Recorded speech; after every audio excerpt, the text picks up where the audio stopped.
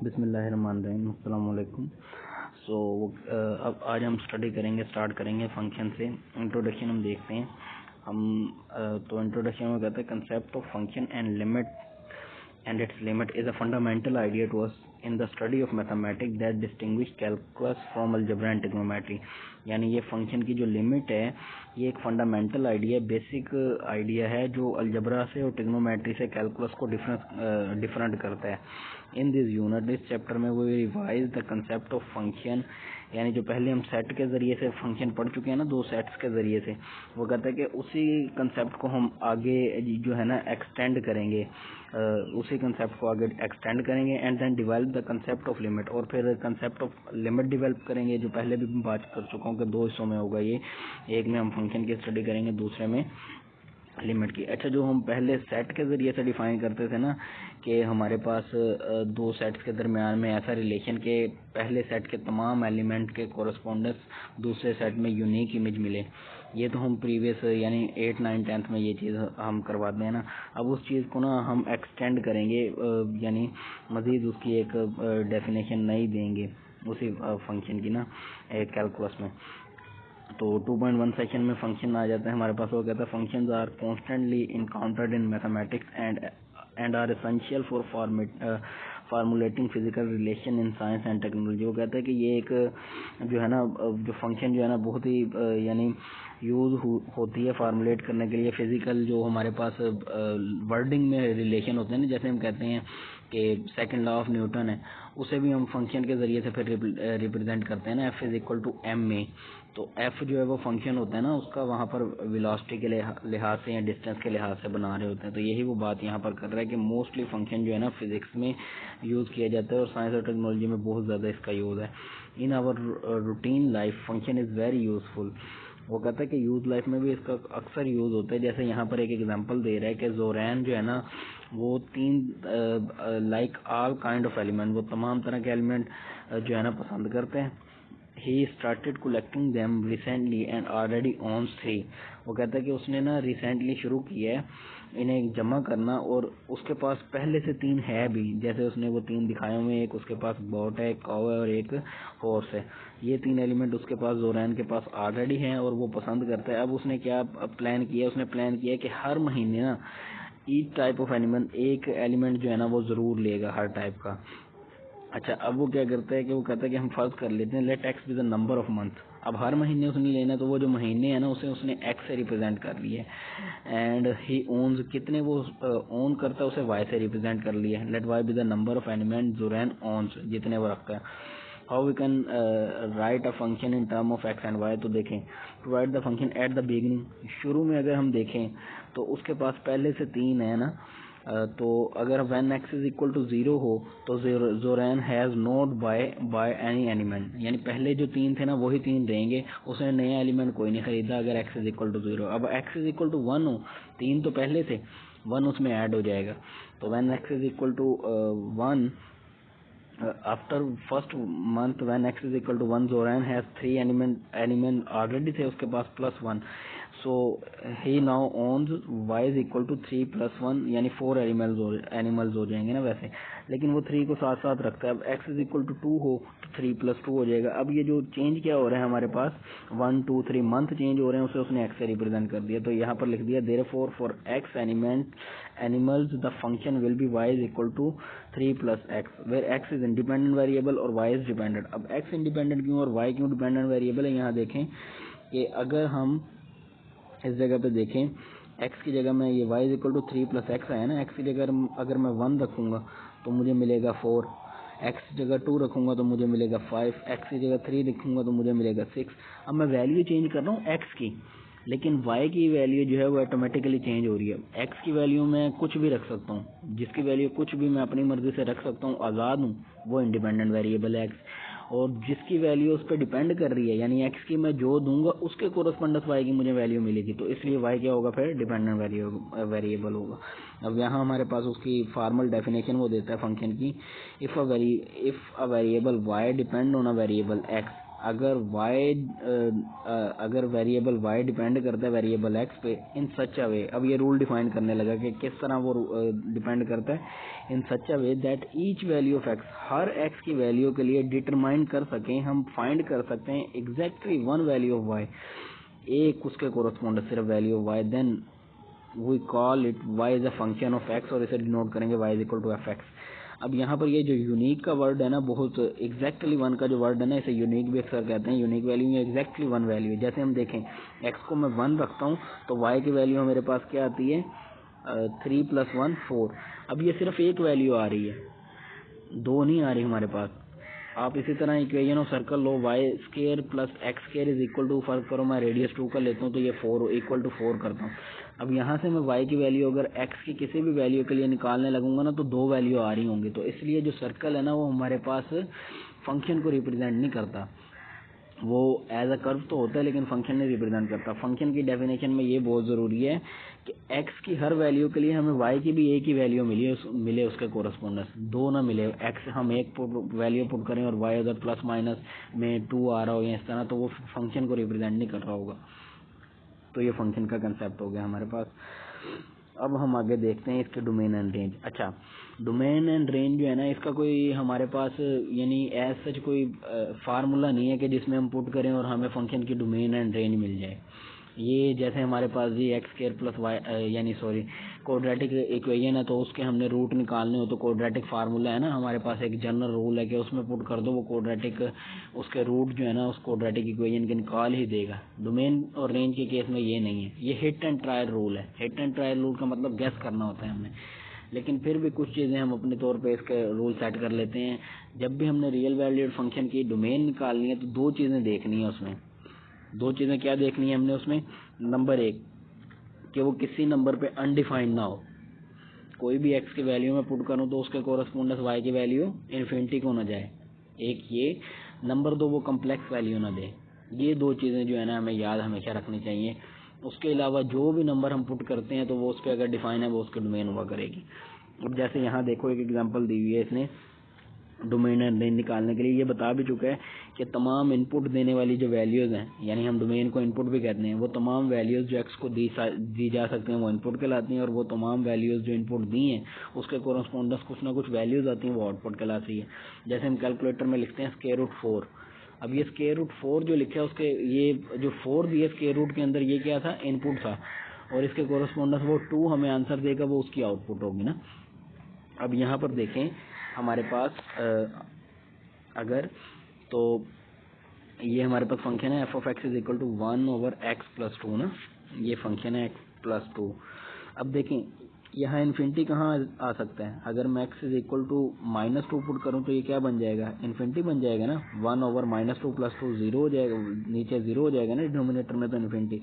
तो इसलिए देखें यही नंबर ऐसा था जिसमें इन्फिनिटी बनना था, इसके अलावा कोई नंबर ऐसा नहीं है जिसमें जो रियल लाइन में था इसमें पुट करूँ तो मेरे पास कम्प्लेक्स वैल्यू है या इन्फिनिटी है, तो हमने उस नंबर को एक्सक्लूड कर दिया। इसकी जो डोमेन देखें लिखी है, फिर वो क्या लिखी है, -इन्फिनिटी से -2 और फिर यूनियन +2 से इन्फिनिटी। मैं अगर इसे दिखाना चाहूँ तो यहाँ पर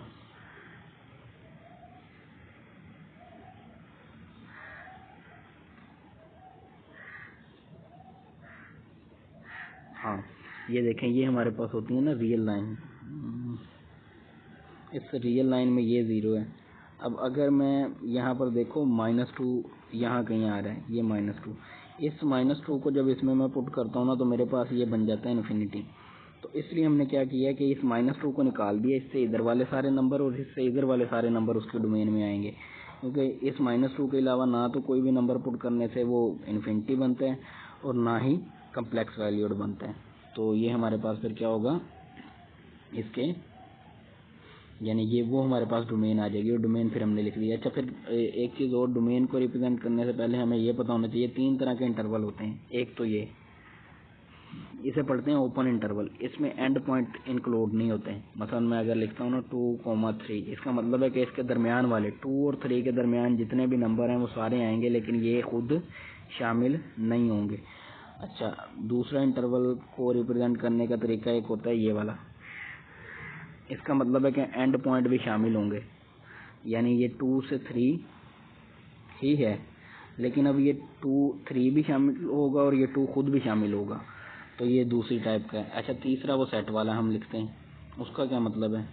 सेट वाले में ये है कि 2,3, इसका मतलब ये है कि सिर्फ 2 और 3, दरमियान वाला कोई शामिल नहीं होगा। तो ये 3 तरह के इंटरवल होते हैं। अच्छा, समटाइम वो सेमी भी यूज़ कर रहा होता है, मसलन वो यूँ भी यूज़ कर रहा होता है 2, इधर 3 में क्लोज कर दिया, तो इसका मतलब ये है कि 2 तो इंक्लूड नहीं है, वहाँ पर ओपन बन रहा होगा, और 3 इंक्लूड है, तो ये इसका मतलब है। या इस साइड पे वो क्लोज कर देता, उधर ओपन कर देता, तो उसका मतलब यानी इस तरह का बना देता, 2,3 को ओपन कर देता, तो इसका मतलब 3 इंक्लूड नहीं है, 2 इंक्लूड है। तो ये 3 तरह के इंटरवल हैं, ये भी हमें पता होना चाहिए। तो यहाँ पर देखें, उसने ये 2 को जो है ना, -2 को ये एक्सक्लूड कर दिया है। अब आगे देखें, हमारे पास है इसकी रेंज। तो रेंज, अब इसकी तमाम वैल्यूज़ पुट करने से रेंज को फाइंड करने का एक तरीका ये भी होता है कि इन्वर्स फाइंड करके करें, अदरवाइज ग्राफ से हमें यहाँ पर साफ पता चल रहा है कि रेंज इसकी क्या है, y के कोरस्पोंडेंस वैल्यूज़। तो देखो y किस साइड पे जा रहा है, y जा रहा है पॉजिटिव इन्फिनिटी की तरफ और नेगेटिव इन्फिनिटी की तरफ, इस तरफ 2 से पहले ना, और इधर से भी पॉजिटिव इन्फिनिटी और नेगेटिव इन्फिनिटी 0 से वो। तो देखें, negative infinity to 0 union 0 to infinity, ये हमारे पास इसकी डोमेन होगी। दूसरा तरीका ये है कि इसका इन्वर्स फाइंड करके अगर हम इसकी डोमेन फाइंड कर लें, वो असल में जो डोमेन होगी वो इसकी रेंज कहलाएगी। पहले ही बताया कि इन फंक्शंस की डोमेन रेंज फाइंड करने का जो कंसेप्ट है वो हिट एंड ट्रायल पे है।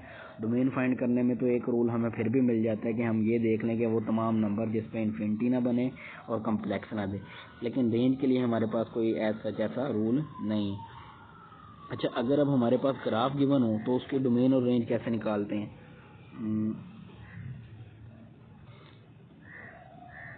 अगर हमारे पास देखो, नेक्स्ट जो टॉपिक है वो यही है कि अगर आपके पास ग्राफ गिवन हो तो उसकी डोमेन एंड रेंज आपने कैसे निकालनी है। तो ग्राफ अगर गिवन हो, मैं इसमें अगर ग्राफ गिवन हो, जैसे ये ग्राफ गिवन है हमारे पास, तो इसकी डोमेन रेंज निकालने का तरीका ये है कि ये जो y की वैल्यूज़ हैं, y में मैक्सिमम कहाँ तक जा रहा है, यहाँ तक जा रहा है ना, और शुरू मिनिमम कौन सी वैल्यू आ रही है, ये आ रही है। तो जो y की मिनिमम वैल्यू से मैक्सिमम वैल्यू तक जा रहा है वो उसकी रेंज हुआ करेगी। और डोमेन x यहाँ से स्टार्ट हो रहा है, मैं अगर देखूँ x स्टार्ट हो रहा है यहाँ से और यहाँ ख़त्म हो रहा है, तो x की जो इसकी जो रेंज होगी इस वाले ग्राफ की, वो क्या होगी मेरे पास, कहाँ से स्टार्ट हो रहा है, 1 2 से लेकर, अब 2 पे ओपन सर्कल है ना, ओपन नहीं है यानी क्लोज्ड है, तो 2 भी इंक्लूड है, 2 पे कोई ना कोई कोरस्पोंडेंस वैल्यू आ रही है, 2 से लेकर अब यहाँ ये कहाँ तक जा रही है, 5 और -6 तक, ये इसकी क्या आ जाएगी, डोमेन आ गई। अब रेंज अगर निकालनी हो तो रेंज के लिए देखो हमारे पास क्या होगा, इसकी रेंज मिनिमम वैल्यू y के कोरस्पोंडेंस क्या आ रही है, 0 आ रही है, और मैक्सिमम वैल्यू क्या आ रही है इसकी 5, तो रेंज इसकी क्या आ गई, 0 से 5, ये इसकी रेंज आ गई। इसी तरह नेक्स्ट जो ग्राफ है उसमें अगर हम देखें, वो हाँ, ये इसमें उसने दिखाया भी हुआ है रेड लाइन से कि रेंज हमारे पास कहाँ से कहाँ तक, यानी ये जो y एक्सिस पे होता है उससे रेंज डिनोट कर रहे होते हैं, जो x एक्सिस पे जहाँ तक डिफाइन है वो डोमेन होती है, तो ये यहाँ उसने दिखाया भी हुआ है बल्कि। अब नेक्स्ट हमारा जो टॉपिक है वो ये है। अच्छा, अब यहाँ उसने ये भी बताया, the graph continuous beyond the given points of the graph, the domain and the range can be greater than the given values। तो ये वही बात आ गई कि अगर वो बढ़ता जा रहा है ग्राफ, जैसे यहाँ देखें ये रेंज ये बढ़ता ही जा रहा है ना, इस साइड पे भी उस साइड पे भी, तो ये y के लिहाज से अगर देखें तो इधर को यानी इसने जाना था ना ऊपर को, तो ये यूं आगे जाता जा रहा है, तो इसका मतलब कि इसकी जो रेंज है वो भी इन्फिनिटी की तरफ जा रही है, पॉजिटिव इन्फिनिटी की तरफ, और मिनिमम वैल्यू इसकी क्या थी, 0 थी, तो 0 से पॉजिटिव इन्फिनिटी इसकी रेंज होगी। और डोमेन की अगर बात करें तो ये 0 से इस साइड पे भी बढ़ती जा रही है और इस साइड पे भी, तो डोमेन जो इसकी होगी वो -इन्फिनिटी से इन्फिनिटी होगी। खैर, हम पहले इसको डिफाइन करते हैं फंक्शन को। हमारे पास मॉडुलस फंक्शन इसे हम कहते हैं। तो मॉडुलस फंक्शन वो कहता है कि ऐसा फंक्शन होता है that contain N algebraic expression with an absolute value. ये जो एब्सोल्यूट वैल्यू होती है उसके दरमियान में कोई अलजेब्राइक एक्सप्रेशन, यहाँ तो अलजेब्राइक एक्सप्रेशन सिर्फ x लिखा है, समटाइम x+3 होगा या 3x+1, वो अलजेब्राइक एक्सप्रेशन इसके अंदर आ जाएगी एब्सोल्यूट में। अब एब्सोल्यूट की डेफिनेशन क्या है, in the previous classes we studied that absolute value of a number is its distance from 0 on the number line. यानी एब्सोल्यूट वैल्यू जो है ना हमेशा वो हमें पॉजिटिव वैल्यू ही देती है, 0 से लेकर इस साइड पे वैल्यू देगी। नेगेटिव नंबर भी देंगे ना वो उसे पॉजिटिव करके दे देगा। ये हमने प्रीवियस क्लासेस में पढ़ा हुआ है। अब उसने इसको पीस वाइज डिफाइन कर दिया है कि एब्सोल्यूट वैल्यू का मतलब है प्लस माइनस एक्स आएगा यूँ। अब एक्स के लिए वो कहता है कि रियल लाइन से, यानी मैं अगर देखूं ये रियल लाइन है, ये 0 है, तो अगर जब x होगा तो उसके लिए इस साइड वाला x के लिए ये तमाम नंबर की वैल्यूज जब हम ले रहे होंगे ना 1 2 3 या 0, इस तरह जब पॉजिटिव नंबर लेंगे तो उसके लिए ऊपर वाला हिस्सा ये वाला यूज़ करेंगे, और जब नेगेटिव वैल्यूज नेगेटिव नंबर लेंगे x लेस देन 0 इधर से नंबर ले रहे होंगे तो ये वाली डेफिनेशन यूज़ होगी। तो ये पीस वाइज उसने डिफाइन कर दिया फंक्शन को। अच्छा, अब इसका ग्राफ ड्रा करने के लिए ना एक तो हमें ये पता होना चाहिए जर्नल इसका जो रफली हमारे जहन में होना चाहिए कि एब्सोल्यूट वैल्यू का वाले फंक्शन का जब भी ग्राफ ड्रा करना है ना वो वी शेप ऐसा ही आएगा। आगे इसके वो शिफ्टिंग के रूल भी होंगे, लेकिन ग्राफ ड्रा करने के लिए असल में फंक्शन का जो ग्राफ होता है ना वो क्या होता है कि हमारे पास जो डोमेन के चंद पॉइंट लेते हैं उसके कोरस्पोंडेंस रेंज के चंद पॉइंट निकाल लेते हैं और उन्हें एक्स वाई प्लेन में प्लॉट कर देते हैं। उनको प्लॉट करने के बाद उन्हें ज्वाइन कर देते हैं, हमारा ग्राफ आ जाता है। इसका भी ग्राफ उसने यूँ ड्रा किया है।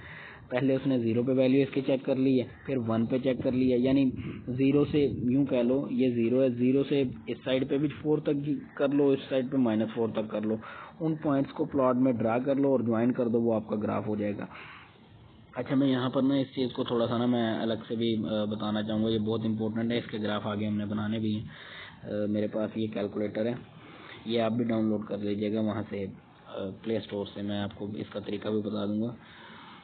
एब्सोल्यूट वैल्यू हमने लेनी है, सॉरी ये एब्सोल्यूट वैल्यू ऑफ एक्स। अब इसका ग्राफ ये आ रहा है हमारे पास ना। अब यहाँ पर मैं कुछ चीज़ें बताऊँ, ये 0 0 पे 0 पुट किया 0। अब यहाँ पर ये जो पॉइंट है ना ये 1 पे वैल्यू इसकी क्या आ रही है, अगर देखा जाए 1 पे वैल्यू 1 आ रही थी। इसी तरह अगर मैं यहाँ पर ये 2 है ना, यहाँ पर ये डब्बे अगर देखें तो ये 2 होगा जहाँ, तो 2 पे वैल्यू उसकी क्या होगी, यानी 2 पे वैल्यू ये व्यू चेंज करते जाएंगे ना वैल्यूज, एक्स की वैल्यू जब 2 होगी तो वाई की वैल्यू क्या आ रही है, यानी ये जो पहला कोऑर्डिनेट है वो एक्स की वैल्यू है, दूसरा वाई की वैल्यू है। इसी तरह एक्स की वैल्यू जब हमारे पास 3 हो जाती है, ये 3 हो गई है कहीं, तो 3 पे इसकी वैल्यू क्या आ रही है। इसी तरह ये इसका ग्राफ ना यानी हमारे पास शो कर रहा होता है। अब यहाँ पर इस ग्राफ में देखो, ये जो हमारे पास 0 से लेकर ऑनवर्ड जा रहा है, ये वाई वाली हिस्से को देखो ऊपर की तरफ, सारा वाई ऊपर की तरफ देखेंगे तो पॉजिटिव इन्फिनिटी की तरफ जा रहा है ना, तो वो हमारे पास इसकी रेंज है। और इस तरफ एक्स एक्सिस की तरफ अगर देखें तो ये नेगेटिव इन्फिनिटी की 0 से राइट साइड पे भी है, 0 से लेफ्ट साइड पे भी है, तो वो हमारे पास फिर इसकी क्या कहलाएगी, डोमेन कहलाएगी। तो अगर मैं यहाँ, अच्छा इस ग्राफ में ना कुछ चीज़ें आगे हमने जो डिस्कस करनी है, डोमेन रेंज तो हमें इसके समझ आ गई ना कि जो वाई की हमारे पास वाई वाला हिस्सा जो रिप्रेजेंट कर रहा होगा वो उसकी रेंज होगी, यानी ऊपर अबव द एक्स एक्सिस अगर रिप्रेजेंट कर रहा है दोनों तरफ बढ़ता ही जा रहा है, तो वो 0 से पॉजिटिव इन्फिनिटी वो इसकी क्या आ गई यहाँ, वो इसकी रेंज आ गई, ये इसकी रेंज आ गई। और अगर हम देखें इसकी डोमेन तो 0 से इस साइड पे भी ग्राफ है और इस साइड पे भी ग्राफ है, यानी पॉजिटिव इन्फिनिटी को भी एक्स जा रहा है और नेगेटिव इन्फिनिटी को भी, तो वो इसकी क्या आ गई, डोमेन आ गई। अच्छा, अब इस ग्राफ में ना ये कुछ रूल्स हैं जो उसने बताए हुए हैं। उसने कहा है कि in any absolute function for a vertical translation, ये ट्रांसलेशन का मतलब ये है कि ग्राफ को ना हम ट्रांसलेट करते हैं। यही जो ग्राफ है ना इसमें अगर +1 ऐड कर दिया जाए, यानी एब्सोल्यूट वैल्यू ऑफ एक्स के अंदर +1 ऐड कर दें तो क्या फ़र्क आएगा, -1 ऐड कर दें तो क्या फ़र्क आएगा, अगर एक्सप्रेशन के अंदर ऐड करें तो क्या फ़र्क आएगा, इनको अब हम जानेंगे। तो ये कहते हैं absolute value of function for vertical translation f of x is equal to absolute value of x, you can use the function g of x is equal to f of x plus h. यानी उसने ये कहा है कि F of x में अगर हम क्या करें, एच को ऐड कर रहे हैं तो वो एक नया फंक्शन बन जाएगा जी ऑफ एक्स। बिल्कुल ठीक बात है। अब वो कहता है कि अगर ये एच जो ऐड हो रहा है इसमें एच अगर नेगेटिव यानी ग्रेटर देन 0 हो, पॉजिटिव हो, तो फिर क्या इफेक्ट आएगा, ये देखना है जी ऑफ एक्स में कितने यूनिट ऊपर नीचे होगा, और अगर लेस देन 0 हो तो फिर क्या इफेक्ट आएगा। हम एच को फर्ज कर लेते हैं, ये अपने केस में ना 2 है, तो अब उसी इस जगह पे हम चेक करते हैं। पहले इसमें अगर मैं +2 करता हूँ, एच अगर पॉजिटिव है तो क्या हुआ ये देखें। पहला ग्राफ क्या था, मैं पहले वाला इसे नीचे ले आते हैं, बल्कि यानी एब्सोल्यूट वैल्यू ऑफ ये एक्स है, इसमें अगर +2 कर रहा हूँ। अब देखो ये पहला ग्राफ है रेड वाला ना, अब ये क्या हुआ, जब +2 किया तो वो वर्टिकली ऊपर की तरफ शिफ्ट हो गया। कितने यूनिट शिफ्ट हो गए, 2 यूनिट ही। अगर फर्ज करो मैं यहाँ पर h को 3 ले लेता हूँ तो अब कितने यूनिट शिफ्ट हो गए, 3 यूनिट। अगर मैं यहाँ पर 4 ले लेता हूँ तो अब कितने यूनिट शिफ्ट हो गए, 4 यूनिट। अगर मैं यहाँ पर 5 ले लेता हूँ तो कितने यूनिट शिफ्ट हो गए, 5। इसका मतलब कि एब्सोल्यूट वैल्यू फंक्शन में अगर हम यानी उस फंक्शन में कुछ ऐड करेंगे तो उसका ग्राफ क्या होगा, वर्टिकली शिफ्ट हो जाएगा ऊपर को। ये वर्टिकली शिफ्ट हो रहा है ना, ये हॉरिजॉन्टल है एक्स एक्सिस, और ये ऊपर को जो जा रहा है ये वर्टिकली शिफ्ट हो रहा है। अच्छा, दूसरा ये कि अगर ये नेगेटिव नंबर होता, यानी ये एब्सोल्यूट वैल्यू एक्स और इसमें अगर -2 होता, अब -2 के केस में ये वर्टिकली जा रहा है लेकिन डाउन जा रहा है। ये ग्रीन वाला ग्राफ देखो, जब ऐड कर रहे हैं तो वर्टिकली अपवर्ड शिफ्ट हो रहा है उतने ही यूनिट, और जब सब्ट्रैक्ट कर रहे हैं तो उसमें वर्टिकली डाउनवर्ड शिफ्ट हो रहा है उतने ही यूनिट। बात समझ आई। अब ये याद रखना है, एक तो ये कि एब्सोल्यूट वैल्यू फंक्शन का ग्राफ जो होता है वो वी टाइप होता है। दूसरा ये कि अगर हम इसमें प्लस करते हैं तो वो वर्टिकली शिफ्ट होता है, और सब्ट्रैक्ट करते हैं तो वो क्या होता है, वर्टिकली डाउनवर्ड शिफ्ट होता है। अच्छा, एक तो ये चीज़ आ गई। अच्छा, ये पहला हमारा रूल पढ़ लिया हमने। 1 और 2 पार्ट हमने देख लिया कि इसमें क्या चेंजेस होती हैं कि अगर h पॉजिटिव होगा तो अपवर्ड शिफ्ट हो जाएगा उतने ही यूनिट, h यूनिट वो लिखा भी हुआ उसने, और h अगर लेस देन 0 होगा, ग्राफ क्या हो जाएगा, डाउनवर्ड उतने ही यूनिट शिफ्ट हो जाएगा। This is called as vertical translation. अच्छा, उसके बाद हमारे पास क्या है, उसने कहा कि अगर वही फंक्शन के अंदर यानी x माइनस के कर दें, यानी मैं इसे दिखाता हूँ यहाँ, मैं इसे बल्कि ख़त्म कर देता हूँ। अब हॉरिजॉन्टल शिफ्ट की वो बात कर रहे हैं, यानी एब्सोल्यूट वैल्यू फंक्शन तो ये आ गया हमारे पास, ठीक है। अब इसमें अगर देखें, इसी एब्सोल्यूट फंक्शन में अगर हम -2 अंदर करते हैं उसी फंक्शन के अंदर, यानी एब्सोल्यूट के अंदर करते हैं, तो फिर देखो क्या हो रहा है हमारे पास, उसका ग्राफ कैसा आ रहा है। ये मेन ग्राफ है एब्सोल्यूट वैल्यू का। अब ये क्या हो रहा है, हॉरिजॉन्टली शिफ्ट हो रहा है, 2 यूनिट हॉरिजॉन्टली शिफ्ट हो रहे हैं।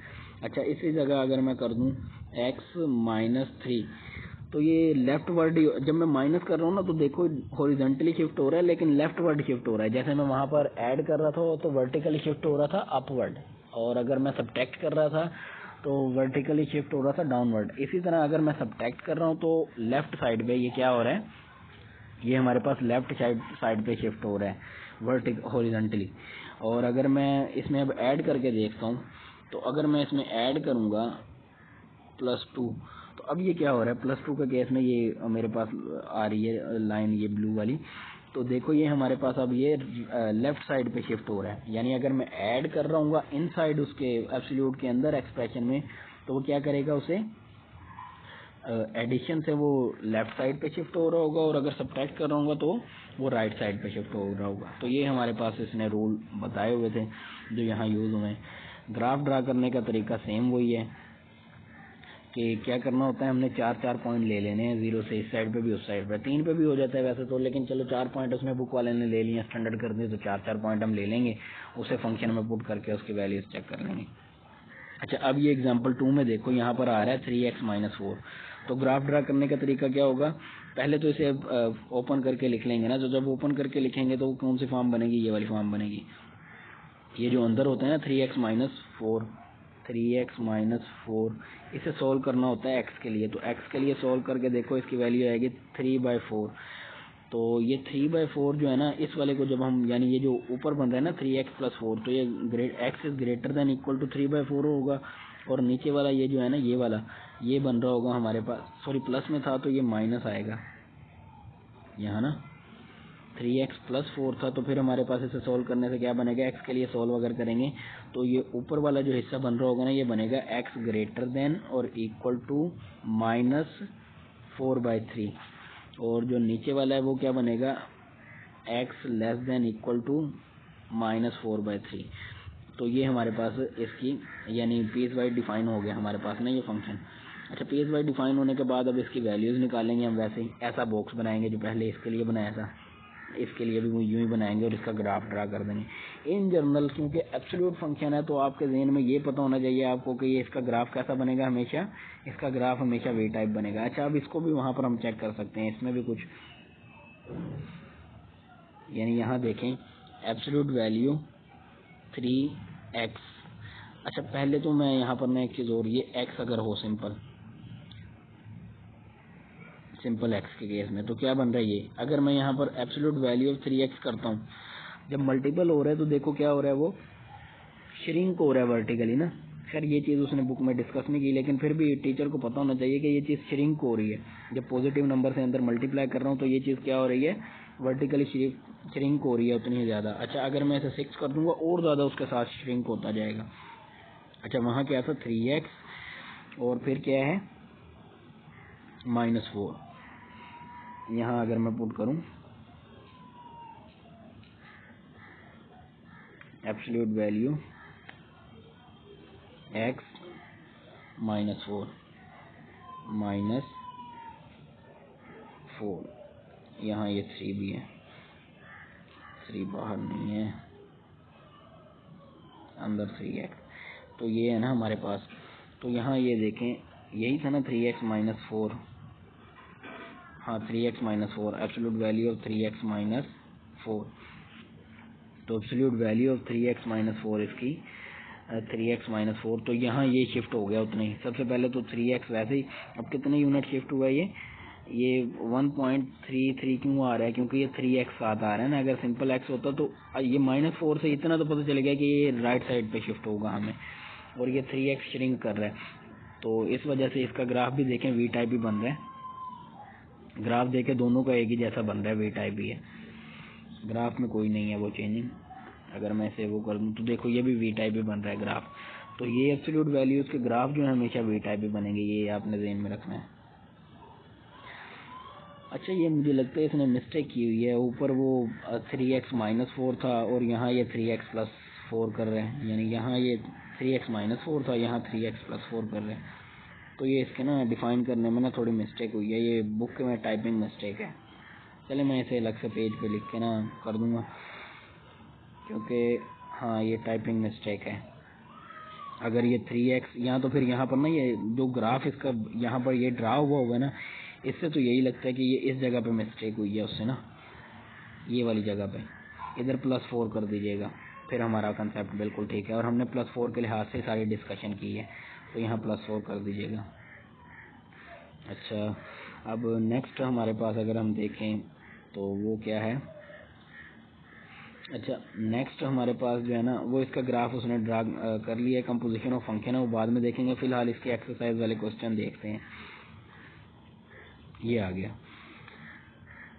तो यहाँ देखें हमारे पास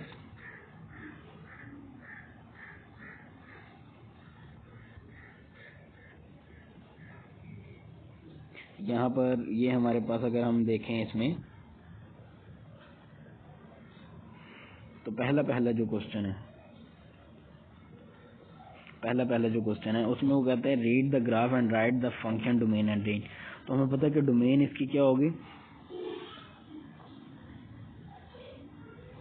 डोमेन के लिए क्या करेंगे हम x को देखेंगे कहाँ तक जा रहा है, तो x जा रहा है यहाँ पर ऑनवर्ड जाता जा रहा है ना, मेरे ख्याल से ये 10 से 10 तक जा रहा है, ये कंफर्म कर लीजिएगा। -10 से 10 के दरमियान होगा तो इसकी डोमेन होगी -10 से 10, और अगर ये ऑनवर्ड इधर और उधर बढ़ता जा रहा है तो -∞ से इन्फिनिटी होगी। अच्छा दूसरा इसकी रेंज की अगर बात करें हम, रेंज अगर देखें तो y की मैक्सिमम वैल्यू ये आ रही है मेरे पास, ये शो नहीं हो रहा, और नीचे ये -∞, तो ऊपर जो भी वो वैल्यू देख लीजिएगा बन रही होगी इस जगह पे, सेम -∞ की तरफ इसकी रेंज होगी। इसी तरह सेकंड वाले ग्राफ की भी हम चेक कर सकते हैं, तो ये इसकी देखें यहाँ पर ये यूं ही बढ़ता जा रहा है इधर भी और इधर भी। सबसे पहले डोमेन तो ये सारी आ गई ना, और रेंज भी ये ऊपर नीचे बढ़ता जा रहा है, तो चेक कर लेंगे। तो ये मेरे ख्याल से इसकी डोमेन भी -∞ से +∞ है और रेंज भी -∞ से +∞ है। असल में ये ग्राफ जो है ना ये x³ का ग्राफ है, ये x³ के ग्राफ के जैसा ग्राफ है। अब ये फिर वही आ गया, तो यहाँ पर अगर देखें इसकी डोमेन क्या होगी, ये दरमियान में ये जो लाइन आ रही है ना डेट, ये देखिएगा किसे रिप्रेजेंट कर रही है, वहाँ पर बुक पे क्लियर नजर आएगा, -1 -2, ये 0 से आगे मेरे ख्याल से -4 है या -3 है गालिबन।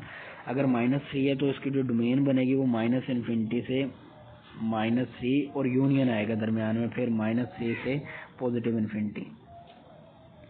ये डोमेन बनेगी, एक्स की वैल्यू जो बन रही है ना। और रेंज अगर हम देखें तो 0 से नेगेटिव इन्फिनिटी भी जा रहा है, पॉजिटिव इन्फिनिटी भी जा रहा है ना। तो हमारे पास नेगेटिव इन्फिनिटी से 0 तक आता है और फिर यूनियन 0 से पॉजिटिव इन्फिनिटी, ये इसकी रेंज आएगी। इसी तरह नीचे वाले ग्राफ की आप अब खुद देख लेंगे। अब ये क्वेश्चन नंबर 2 में देखें, इसमें क्या करना है, हमने वही काम करना है, ग्राफ ड्रा करना है। तो वही हम क्या करेंगे, पहले तो इसे डिफाइन कर लेंगे ना। जैसे ये 2x - 3 है, तो इसको अगर हम देखें एब्सोल्यूट वैल्यू जब निकालेंगे तो प्लस माइनस ऑफ क्या आएगा, x - 3। इसे जब पीस वाइज डिफाइन करवाएंगे, पीस वाइज जब डिफाइन करवाएंगे तो वो कुछ इस तरह से बनेगा, 2 × x - 3 और -2 × x - 3। अब ये जो अंदर वाला है ना x - 3, इसे सोल्व करें तो हमारे पास 3 आता है ना। x - 3 को जब सोल्व करेंगे तो 3 आता है। तो इस वाले की जो डिफाइन करेंगे, if x is greater then और इक्वल टू 3 आएगा, और नीचे वाले के लिए if x is less than और लेस देन -3 आ जाएगा। इसी तरह जो सेकंड है, इनका ग्राफ ड्रा करना है हमने। तो इसके लिए भी यानी पहले पीस वाइज डिफाइन कर लेंगे और फिर x की वैल्यूज पुट करेंगे, सम वैल्यूज पुट करेंगे, उसके कोरस्पोंडेंस हमारे पास y की वैल्यूज आ रही होंगी, उन्हें ग्राफ में ड्रा करेंगे तो ग्राफ आ जाएगा। तो ये 2 क्वेश्चन जो है ना आज के डिस्कशन पे हुए हैं। ओके, आज के लिए इतना बहुत है। अल्लाह हाफिज़।